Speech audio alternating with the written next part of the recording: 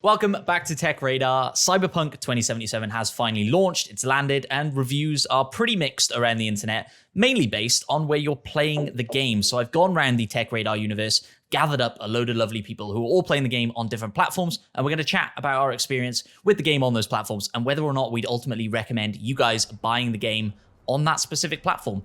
I want to quickly go around the room. Please introduce yourselves, let us know what you do for TechRadar, where you're playing Cyberpunk, and how many hours you've roughly put in, and maybe a little 2-second review there on the end as well. And Vic, we'll go to you first. Yeah, I'm Vic Hood, and I'm TechRadar's gaming editor. I'm playing the PS4 version on the PS5. I've played about 10 hours, which compared to the whole game, isn't too much. But in that time, I'm enjoying it okay, but I'm feeling like there are quite a few bugs that are pulling me out of the immersive experience, but it hasn't crashed, so. Well, there we go. Can we go over to Jess then?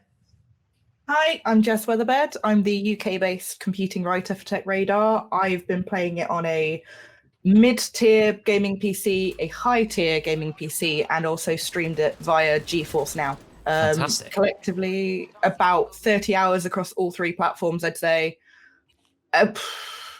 Again, it hasn't crashed on me, but with the experience I've had across all three platforms, generally, I wouldn't recommend it. I would recommend waiting. Spicy stuff. Okay, Tom, finally. Hi, I'm TechRadar's staff writer for the phones team. I'm playing it on Google Stadia. I've played it across 3 different smartphones with and without game controllers and on various different networks to try and get a glimpse of how it works on them. My 2-second review would be it's much more fun if you play it as GTA Night City rather than an interpretation of the tabletop game. All of us nodding along with that. I like that. Yeah, and of course, I am Matt Phillips, TechRadar's video producer. I'm playing on an Xbox Series S, but obviously it's the Xbox One version of the game. And I think, I'm kind of similar to you guys, actually. I'm enjoying the characters and the world and the story. Gameplay isn't meshing with me too much. And I haven't had anything like game-breaking glitch-wise, but some pretty annoying stuff that I'm sure we'll get into. But before we do get into that, I think we need to kind of preface this. Obviously, there's a lot going on in the world of Cyberpunk at the moment. As of recording this, CD Projekt Red have officially come out with an apology to gamers, and specifically console gamers, and encouraged console gamers, if they feel hard done by this, to go out and get a refund. PlayStation then start declining those refunds for a lot of people. And as of this morning, PlayStation have pulled Cyberpunk 2077 from the digital PSN store. So Vic, maybe you can chat on that a little bit. And did I get everything right in there? And that's what's going on? Yeah, that's pretty much right. It's mainly the issues that people are having are primarily being reported on base PS4 and Xbox One consoles. Mm-hmm. So there's reports of hard crashes and bugs and things like that are much worse on those platforms. So yeah, whenever CD Projekt Red gave their apology, they said about the refunds that it turned out they didn't actually have a deal with Sony, and it was against Sony's refund policy. So now, Sony has pulled it from the digital stores, but if you do own the game digitally or physically and you still want to play it, you don't, it's not like you have to get a refund. You can still play it, it's still be supported, and you can still go to like brick and mortar stores, you can still buy it. Those versions will work, but if you do want a digital refund, and it is currently digital refunds, there's no word on that about Xbox yet though. Yeah, exactly. And then while we're on you, Vic, then let's chat a little bit about how you've experienced the game so far, like glitch and bug wise, right? Have you been able to play pretty much as you've wanted to on PlayStation 5, or have you had any hard crashes or game breaking stuff going on? So I haven't had any hard crashes. Again, it's worth noting I'm playing on the PS5, and PS5 is more powerful. So yeah, for sure. Whereas the PS4, I've heard a lot of friends saying they're playing on base console and they're crashing like 5-6 times playing. Mm-hmm. Whereas I haven't had any crashes, but I have had bugs, and some of them are more annoying than other. But I feel like given the game and the fact that it's an RPG and I want to be immersed, they keep just pulling me. They're so frequent for me. They keep pulling me out of the experience. So I'm like in a full gunfight, and the music's going very Doom Eternal, and then my character goes jig jig jig over to the side, and it feels a bit like sometimes it's like when you've which I know about, bad internet connection, like playing an online shooter. Really? Okay. So I'll start jigging about, and then there's some other ones where I'll get like I've had flash ups of like random people, and I don't know if it's staying through walls, but it's all very strange. And sometimes I'm like, is that meant to be part of the experience, or is that weird? Yeah, it's difficult. Sometimes stuff happens and you're like, is this just glitchy cyberpunk cool stuff? Am I getting hacked? Or is this like breaking? But a couple of the things I've had that are super annoying are like subtitles being stuck on screen until I like quit out to the main menu and come back in. Sometimes my clothes will just disappear off my character, which is annoying and kind of makes me not want to stream the game, because I was planning to stream the game and there's a relatively large amount of nudity in the opening of the game, so I didn't end up doing it. But yeah, like I can't really stream the game unless I'm willing to accidentally show off some peen halfway through.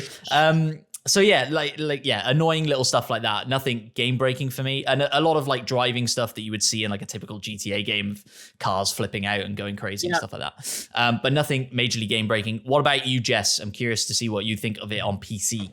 So I was one of the guys that actually like awaited at Steam at midnight for the release, and everything kind of went a little bit downhill from that point, really. Mm-hmm.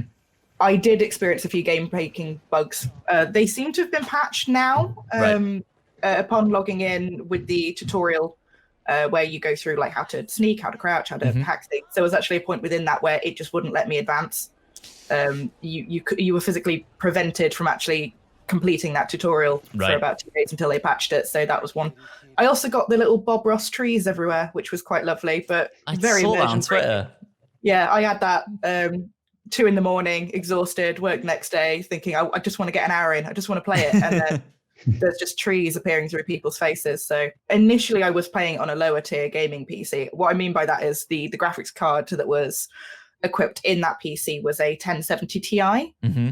So by all means, not a weak graphics card, we'd say, but it's definitely had some serious upgrades since then, and everything had to be played on low. And looking at the Steam kind of hardware survey that goes on, the most popular graphics cards currently on the market and that are currently in people's homes are significantly less powerful than that 1070 Ti, which concerns me.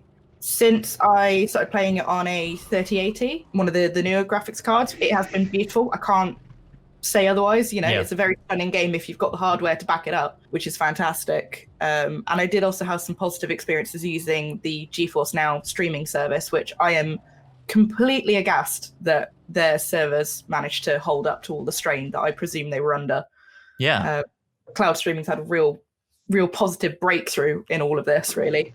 For sure. And, I think that's interesting. There's been a really interesting discussion around whether or not this is the game that will save Stadia based on that, right? Which is, Tom, why I wanted to get you in here. Oh, what a segue. What a segue. That was incredible, right? Tom, you're playing on Stadia. I haven't touched Stadia before because of basically what Jess was saying, right? Of this like expectancy that it just won't be very good. But tell us about your experience on Stadia, bugs and glitch-wise as well. I've been really lucky, honestly, which echoes lots of what people on Stadia are saying. Like in my 15 to 20 hours, I've only had 2 total crashes that made me have to restart the app. Most of the bugs I've had are the kind of ones that I've played enough Bethesda games to like glitching through people, objects not clipping, like when you drive down a street and you just go straight through the cars. Mm-hmm. But there are a few combat-based ones I know other people on the internet have had too, mainly where when you've got a gun out, you can't aim or shoot, it does nothing. When you've got a melee weapon, you just hold it in front of you without attacking, and you can't sprint in combat as well, which have meant, if people are attacking me, I just can't fight back, so I die. And I've had that a good 5 or 6 times now, which it's not technically game breaking, but it does mean I just have to die or reload. So that's the main problem I've had. Yeah, and it sounds like a lot of these kind of littler bugs that we're having are kind of across every platform, right? And I've experienced that combat one as well, where guns are disappearing or just not being able to fire at all. So then let's go around the table then. And like from a technical standpoint, do you think this game should have been released on the platform you're playing it on?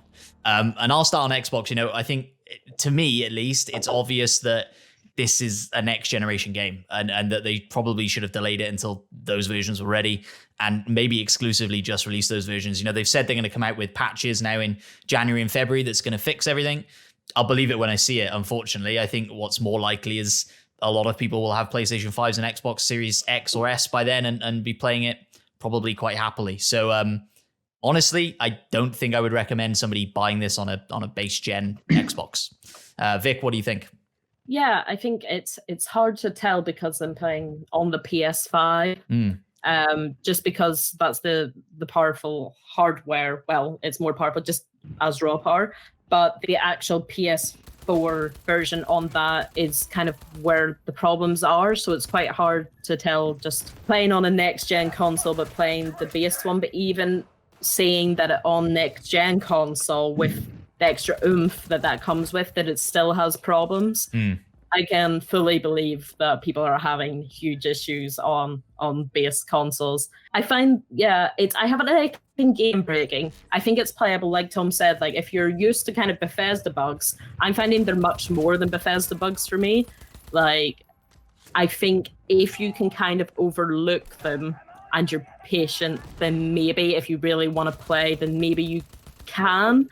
But for me, I'm finding it so frustrating. It's making me not enjoy the game. Like I've had, like you said, with the naked thing where I took off a pair of trousers to change with another and I couldn't put on another pair of trousers. So I just had to run around like Winnie the Pooh and all over the place. Like, because I couldn't put on anything. And it's stuff like that where I'm just like, it's such a big game. And when I get the time to play it, I want to be able to have a smooth experience because it's so big. And whenever I'm met with stuff like that, I'm just like, is this worth it? Like, is this actually worth my time? And I don't think it is at the minute unless you're willing to kind of overlook the bugs, because the rest of the game is quite good. It's just, there's just this wall at the minute. Yeah. Tom, what do you think? Is this the game that's going to save Stadia? That's what I want to know. Yeah, I think it's one of many. I don't think Stadia needs saving because it was good before, but this is the game that will get people playing Stadia a lot more. Sure.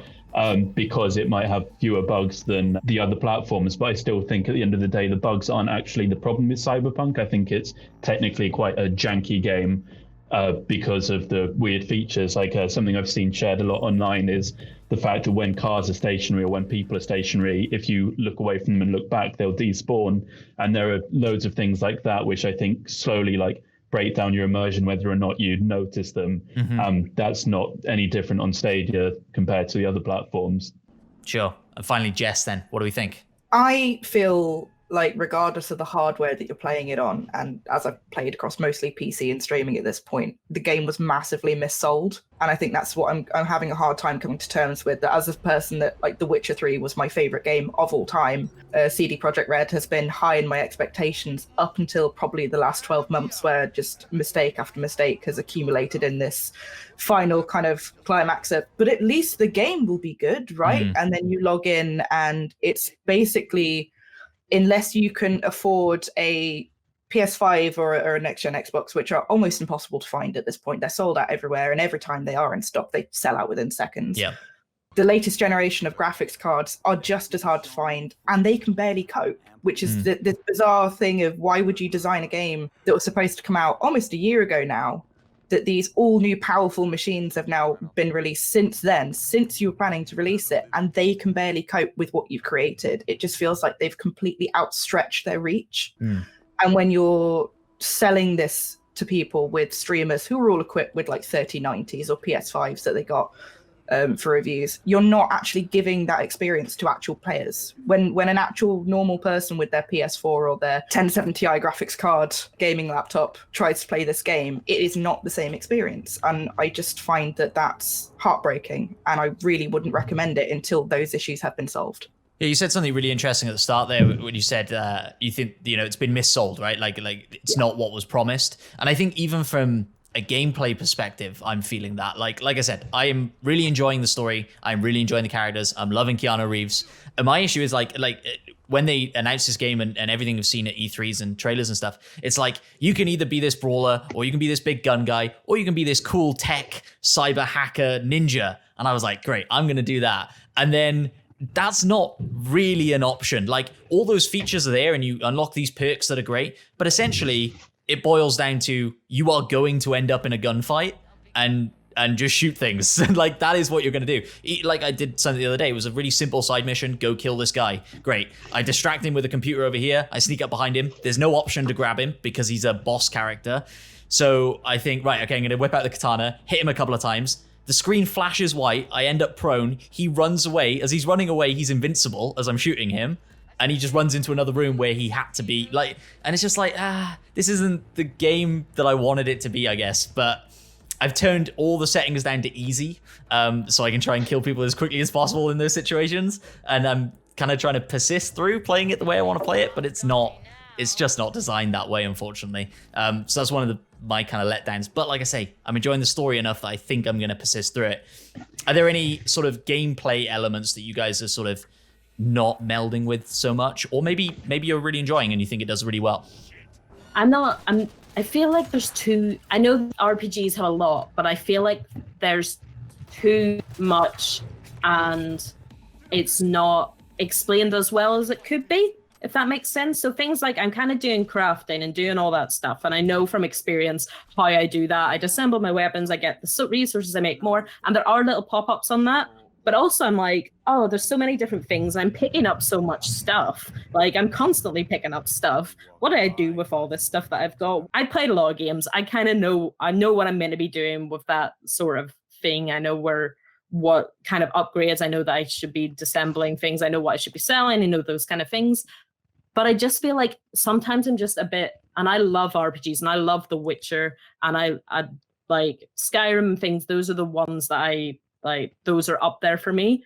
I'm like, there's so much to do. And then the stuff that I do want to kind of do, I feel like is a bit cut off. And I don't know if that ever opens up. So things like, I kind of want to explore the city. So I'm like, I'm going to go into one of these nudie bars or something. Like, oh no, there's a man in front of the door and there's not even an option to like talk to this man. I just can't go in there. All right. And I don't know. I feel like, yeah, I wanted a bit more of an option to kind of explore. I think Tom hit the nail on the head when he said it's very GTA Night City. And when I'm playing it, I'm getting like proper like GTA vibes. But then even GTA has barbers and clothes stores and like strip clubs, right? And like stuff you can interact with in the world. It just doesn't feel like there's enough of that. I don't know. I think that's my biggest problem with the game is that I just don't like Night City. I tripped over that. Yeah. And I was trying to like work out why. And I think it's because it's hard to get a sense of geography.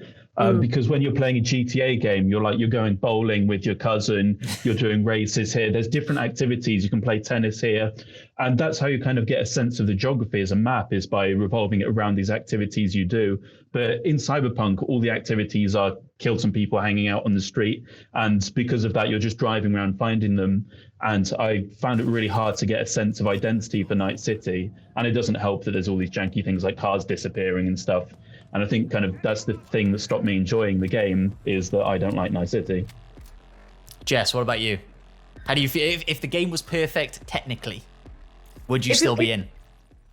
I'd still be in, but I think I'd still be disappointed. And I know there's kind of a lot of hot takes and blows coming from my area, but I think I embodied the standard CD Projekt Red like fangirl or fanboy prior to this, where they were my golden child. They could do no wrong because their previous games had been so perfect as far as I was concerned, that every hype that they sold me felt like it was genuine. You know, this, as Tom was saying, the city was going to be full of countless things to do and everything was going to be really clearly laid out. And it just kind of feels like it's fallen for the like the online Fallout problem, where the world is immense, but you get there and it feels like there's a lot to do and also nothing to do at the same time. And you just kind of find yourself wandering aimlessly doing these fetch and kill quests. And then after about 3 hours, you sit there and go, I don't really feel fulfilled. I don't feel like I've done anything of any significance in the last 3 hours. I've ran around, I've killed a few people, I've stolen a few things. I could be playing any one of 6 other games. So for the 8 years this has been in development now, and for what they've been selling it as, it's going to change the gaming industry, you know, it's going to revolutionize everything. And I've logged in and it's a game. Like, it's just a game. And that just feels really bad for me. I don't know. So something else that I think is worth chatting about is obviously the kind of more wider online discussion around this. Obviously, we're all relatively negative on the game. Like, there are things we like and stuff like that. But, you know, Jess, let's come to you. How have you felt about the way that reviews have been handled and kind of, I guess, the broader online opinion of the game? I think the kind of behavior you saw coming from social media channels like Twitter, YouTube comments, various areas like that in the aftermath of the actual game release have been quite scary. Really, when you see there are instances where people are reporting on like epilepsy issues, like genuine concerns for people's health. And when those issues are being brought up, they're being sent death threats.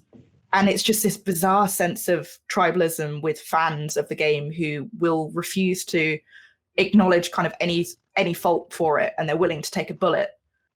I think that kind of like summarizes it basically. The harmful behavior of the fan base of the game is also what's putting me off playing it, because it's a fairly decent game. Like, I don't find it all that remarkable for what was promised, but the behavior of the hardcore fans surrounding it is terrifying.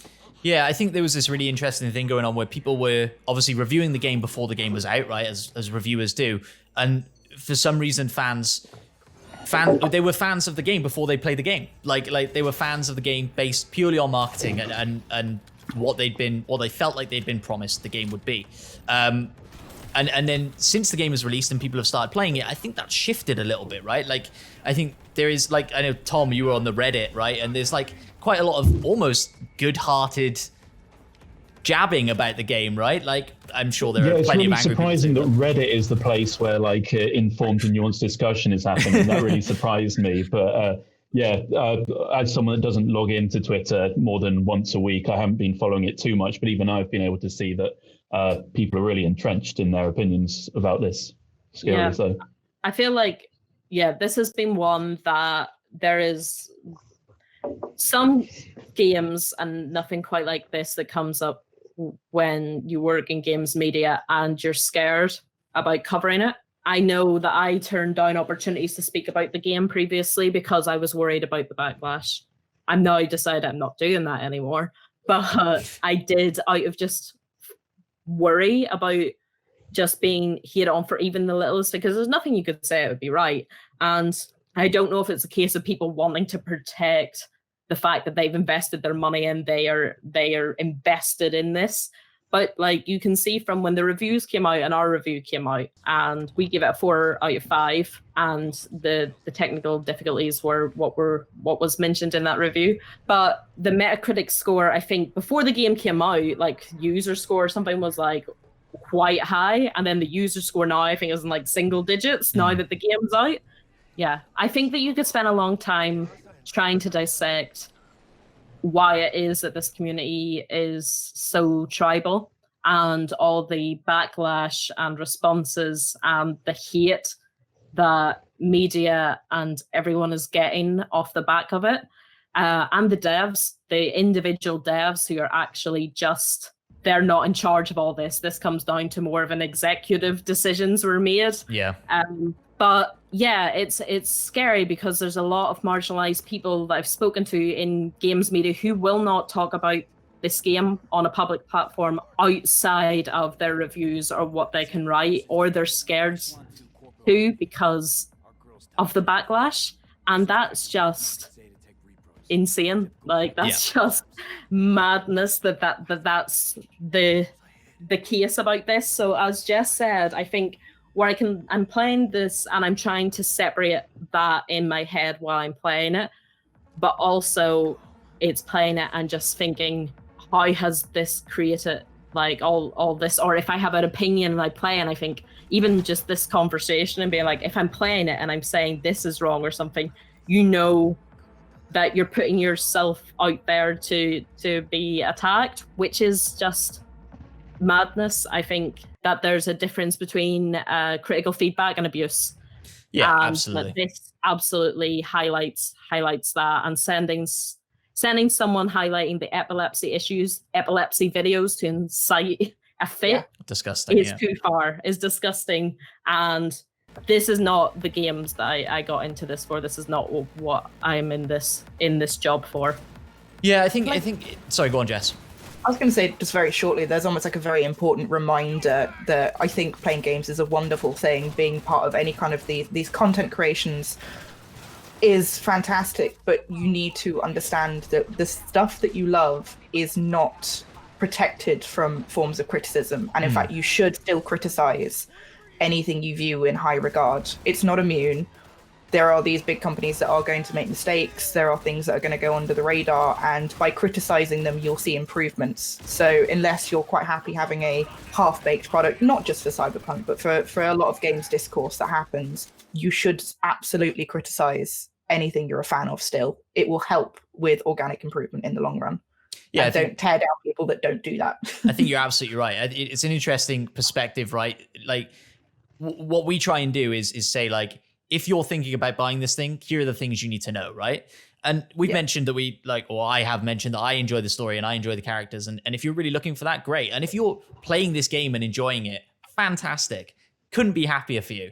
But yeah, it is this weird thing of like trying to justify the money you've spent already, right?